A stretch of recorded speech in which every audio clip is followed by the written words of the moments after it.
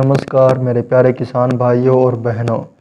तो किसान भाइयों, हमारे देश में 70% किसान हैं, जो देश के अलग अलग हिस्सों में अलग अलग प्रजाति की फसलें उगाई जाती है। इसलिए भारत को कृषि प्रधान देश कहा जाता है। देश का किसान अच्छी उपज और अपनी आय बढ़ाने के लिए अपने खेतों में दिन रात मेहनत करता है।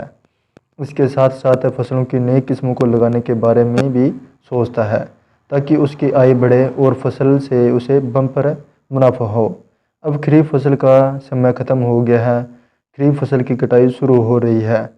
इसके साथ अब किसान रबी फसल लेने की तैयारी कर रहा है। देश में मुख्य तौर पर गेहूं की खेती रबी सीजन में की जाती है। रबी की फसल के लिए किसान सोचता है कि उसकी फसल अच्छी हो और उसे बम्पर मुनाफा हो।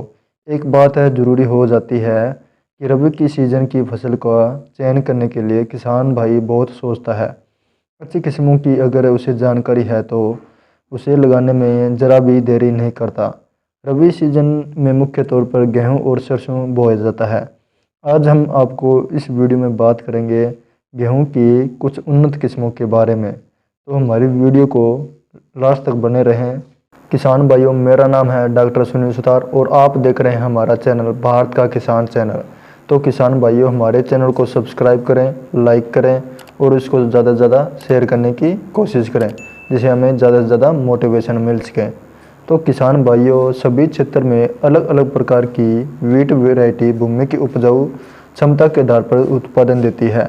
अगर आपकी भूमि उपजाऊ नहीं है तो उसमें गेहूं का उत्पादन कम होगा, चाहे कोई भी वैरायटी लगाएं। ऐसे में गेहूं के बीज वैरायटी का चयन भूमि के अनुसार करना चाहिए। अधिक उत्पादन लेने के लिए आवश्यकता अनुसार उर्वरकों का प्रयोग करना चाहिए। किसान भाइयों, आज इस वीडियो में बात करेंगे गेहूं की 3 उन्नत किस्मों के बारे में। इन तीनों किस्मों की पूरी जानकारी हम आपको प्रोवाइड करवाएंगे। इसकी क्या विशेषता रहेगी, बोए जाने वाले उपयुक्त क्षेत्र कौन से हैं, किस्मों की तुलना में पैदावार सबसे ज़्यादा किसका है, रोग प्रतिरोधी किस्म कौन सी है, बुआई का समय क्या है, सिंचाई कितनी करें, निराई गुड़ाई कब करनी है और इसकी ऊंचाई कितनी रहेगी, फसल पकने का समय क्या होगा। तो किसान भाइयों, इनकी सभी जानकारी आपको प्रोवाइड करवाएंगे इस वीडियो में। तो वीडियो को लास्ट तक ज़रूर बने रहें। किसान भाइयों, जो पहली वैरायटी आती है गेहूं की वो है करण वंदना, जिसका दूसरा नाम है DBW 187 के नाम से भी जाना जाता है। तो किसान भाइयों, इसकी विशेषता के बारे में जानते हैं। इसमें कई पोषक तत्व जैसे कि प्रोटीन, लोहा, जस्ता और खनिज तत्व प्रचुर मात्रा में पाए जाते हैं। सबसे अच्छी बात यह है कि इस किस्म में प्रोटीन तत्व 12% तक होता है, जबकि अन्य किस्मों में प्रोटीन की मात्रा 10 से 12% तक होती है। अब किसान भाइयों, बात करते हैं कौन से क्षेत्र में सबसे ज़्यादा बोई जाती है। करण वंदना उत्तर पूर्वी भारत के गंगा तटीय क्षेत्र के अनुकूल पूर्वी उत्तर प्रदेश, बिहार, झारखंड, असम और पश्चिम बंगाल के उत्तरी पूर्वी मैदानी क्षेत्रों की समय पर बुआई की जाने वाली नवीनतम गेहूं की किस्म है। किसान भाइयों, अब बात करते हैं रोग प्रतिरोधी के बारे में। यह पत्तों के झुलसने और उनके अस्वस्थ दशा जैसी महत्वपूर्ण बीमारियों के खिलाफ बेहतर प्रतिरोधी करता है। इसमें पीला रतुआ और ब्लास्ट जैसी बीमारियां लगने की संभावना बेहद कम रहती है। किसान भाइयों, अब बात करते हैं बुआई का समय क्या रहेगा। इस किस्म की बुआई 20 से 30 नवंबर के बीच करनी चाहिए। सही समय पर बुआई करने से अधिक उपज प्राप्त कर सकते हैं। अब बात करते हैं सिंचाई के बारे में।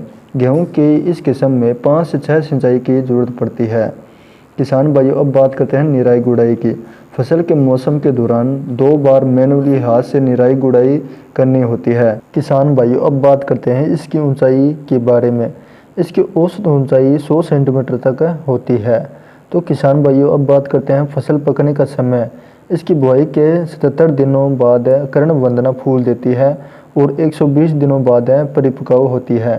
किसान भाइयों, इस फसल की उत्पादन क्षमता के बारे में बात करते हैं। तो किसान भाइयों, इस किस्म से 82 क्विंटल प्रति हेक्टेयर उपज प्राप्त हो जाती है। एक छोटे से क्षेत्र से भी अधिक उपज प्राप्त कर सकते हैं। किसान भाइयों, अब बात करते हैं दूसरी वैरायटी के बारे में और दूसरी वैरायटी का नाम है करण नरेंद्र। इस किस्म को DBW 222 के नाम से भी जाना जाता है। किसान भाइयों, इसकी विशेषता के बारे में बात करें तो गेहूं की बाकी किस्मों के मुकाबले ज़्यादा प्रोटीन के अलावा जैविक रूप से जिंक, आयरन और कई अन्य महत्वपूर्ण खनिज तत्व मौजूद है। इसकी रोटी अच्छी गुणवत्ता की बनती है।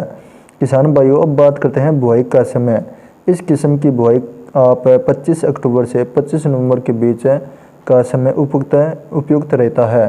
अब किसान भाइयों, इसकी सिंचाई के बारे में बात करते हैं।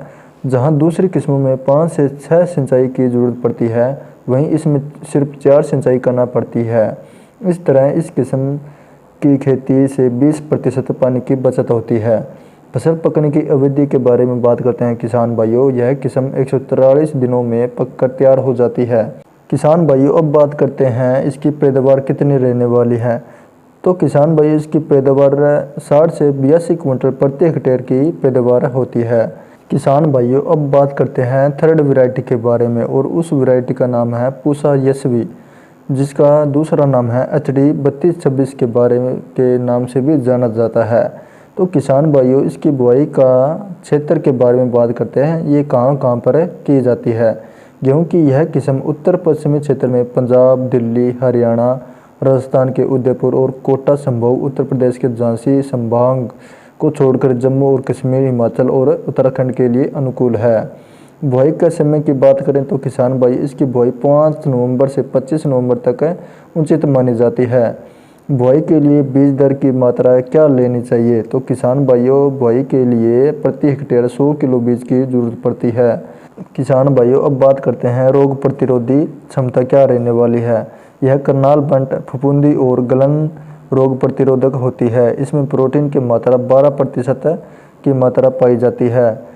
तो किसान भाइयों, इसकी पैदावार क्या रहने वाली है। तो किसान भाइयों, इस किस्म से प्रति हेक्टेयर 60 से 80 क्विंटल तक की उपज ली जा सकती है। किसान भाई सोच रहे होंगे इन तीनों किस्मों में से कौन सा बीज लेना चाहिए। तो किसान भाइयों, कर्ण वंदना, कर्ण नरेंद्र या फिर पूसा यशवी, इन तीनों किस्मों में से कोई भी किस्म का बीज की बुआई ले सकते हैं।